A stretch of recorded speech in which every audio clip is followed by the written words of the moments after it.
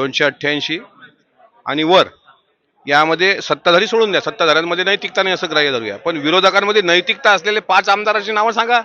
नैतिकता शब्द यांच्या तोंडी. सर्व सत्ताधारी अनैतिक आहेत हे तुम्ही कसं सिद्ध करू शकता?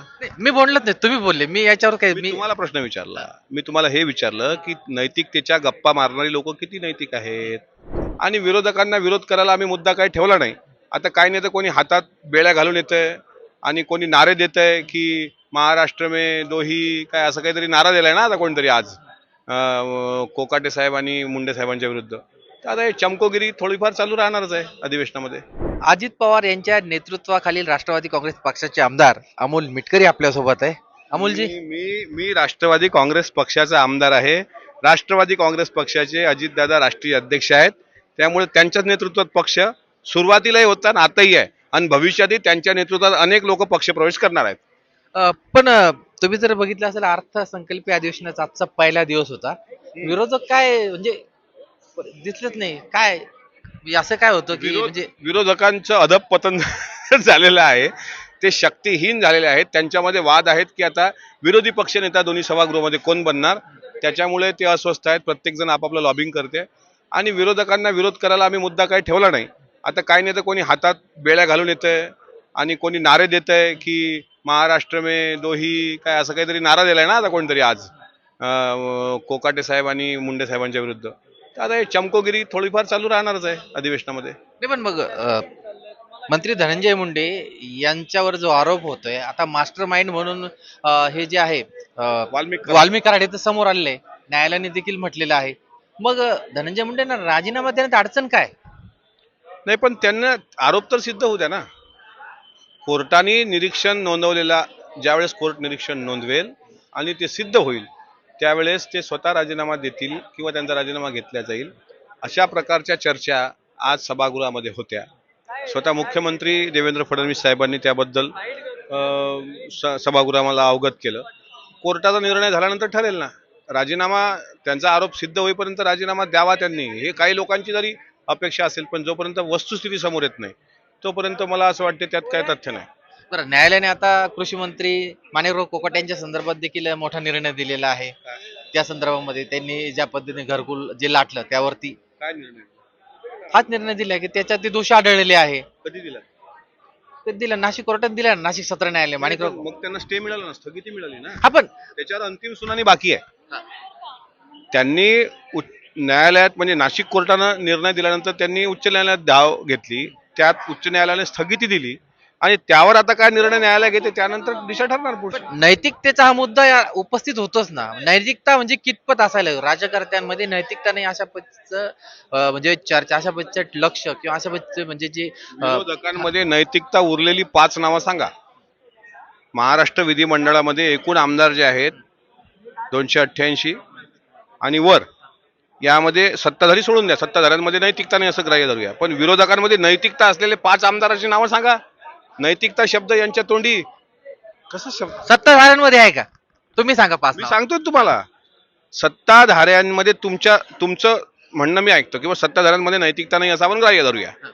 विरोधी पक्षातली 5 नावं सांगा ना. नाही नाही नाही, मिटकरी साहेब तुमच्या तोंडातले शब्द मी पकडतो. सत्ताधाऱ्यांमध्ये नैतिकता असलेले 5 नावं सांगा. सर्व सत्ताधारी अनैतिक आहेत हे तुम्ही कसं सिद्ध करू शकता? नाही, मी बोललोच नाही, तुम्ही बोलले. मी याच्यावर काय मी तुम्हाला प्रश्न विचारला, मी तुम्हाला हे विचारलं की नैतिकतेच्या गप्पा मारणारी लोक किती नैतिक आहेत. जितेंद्र आव्हाड साहेब आता बेड्या घालून आले हातामध्ये. गृहनिर्माण मंत्री ते होते, त्यांच्यावरही आरोप झाले.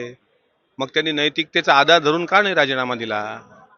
प्रश्न राजीनाम्याचा नाही आहे. पण अजित दादाने देखील राजीनामा दिला होता ज्यावेळेस अशा काही प्रश्न उपस्थित झाले होते. प्रश्न राजीनामा देण्याच्या संदर्भात नाही आहे.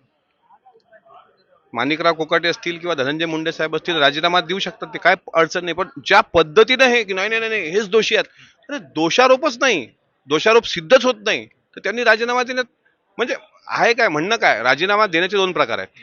एक नैतिकता आहे, ठीक आहे, आबांनी दिला होता, दादांनी दिला होता, दादांकडून एक वाक्य चुकीचं केलं तर त्यांनी आत्मक्लेश केलं होतं, बरोबर. माणिकराव कोकाटे असतील, धनंजय मुंडे साहेब असतील, शेवटी राष्ट्रवादी काँग्रेस पक्षात तेही काम करतात ना. पण जाणीवपूर्वक एखाद्यावर आरोप करायचा, नाही नाही तूच मारलंय त्यांना, तूच फ्रॉड केलाय, तूच घोटाळा केलाय. आता एकीकडे सुरेश धसांनी आरोप करायचे, दुसरीकडे भेटायचं सुद्धा. म्हणजे कसं हे कसं चालणार आहे? त्याच्यामुळे एक गोष्ट लक्षात घेतली पाहिजे की राजीनामा देण्याच्या दोन पद्धती आहेत, नैतिकतेचा आणि एखादा जाणीवपूर्वक तुम्हाला म्हणत असेल की तुम्ही दोषीच आहात, पण मी दोषीच नाही, तुम्ही का देऊ, होऊ दे ना सिद्ध, दुसऱ्या मिनिटात ते देतील. सूरज जसं आता थोडे थंड झालेले दिसत आहे, काय कारण असेल याच्या मागे? त्यांनाच माहित, त्यांना माहित मग ते का शांत झालेत, मला नाही माहित. बरं, आता तुम्ही ज्या पद्धतीने मागणी केली आहे महापुरुषांचा अवमान करणारे, या संदर्भात कठोर कारवाई ही सरकारकडनं केली गेली पाहिजे, या संदर्भात तुम्ही काय पाऊल उचलणार आहात? मी आज शोक प्रस्तावामुळे संसदेचं कामकाज अर्ध्या दिवसात संपलं, पण मी रेटून मुद्दे धरणार आहे, कारण मी सुद्धा या महाराष्ट्रात राहतो. मी छत्रपती शिवाजी महाराजांना मानणाऱ्यांपैकी एक आहे. मी प्रशांत कोरटकर किंवा राहुल सोलापूरकर सारखा नराधम नाही जे महापुरुषांचे अवमान केलं ज्या नालायकांनी. अशा लोकांना चाप बसावा, यांच्यावर देशद्रोहाचे गुन्हे दाखल व्हावे आणि जे इतिहासाची विकृत पुस्तकं लिहिल्या गेलेली आहेत त्यामधलं एक स्पेसिफिक नाव सांगितलं मी, राम गणेश गडकऱ्यांकृत राजसन्यास, अशा पुस्तकावर कायमस्वरूपी बंदी घालावी. याकरता येणाऱ्या अधिवेशनामध्ये मी मुद्दा तर मांडेलच, त्याचबरोबर राज्यपालांची भेट घेणार, मुख्यमंत्र्यांची भेट घेणार, दोन्ही उपमुख्यमंत्र्यांना भेटणार. उद्या देवगिरीवर अजितदादांच्या उपस्थितीमध्ये आमदारांची बैठक आहे, तिथे सुद्धा मी पत्र देतोय आणि हा मुद्दा खूप महत्त्वाचा आहे. राष्ट्रवादी काँग्रेस पक्षाची वाटचाल शिवशाहू फुले बाबासाहेब आंबेडकरांच्या विचारावर आहे.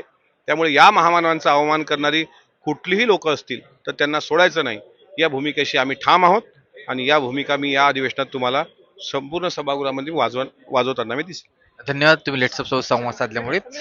खरं तर ज्या पद्धतीने विरोधकांना पूर्णतः महायुतीने नेस्तानभूत केले आणि त्याचमुळे अधिवेशनाच्या पहिल्या दिवशी कोणत्याही प्रकारचं आंदोलन हे विधान भवनाच्या पायऱ्यावर पाहायला मिळालं नाही. मात्र महापुरुषांच्या अवमान प्रकरणी ज्या पद्धतीने एकूण एखादा उठतो आणि वेगवेगळ्या पद्धतीने अवमान करतो आणि बोलतो, अशाच्या विरोधात कठोर कारवाई करण्याचा कायदा देखील होणं तितकं गरजेचं असल्याचं अमोल मिटकर यांनी म्हटलं आहे. प्रशांत गोडसे, लेट्स मराठी, मुंबई.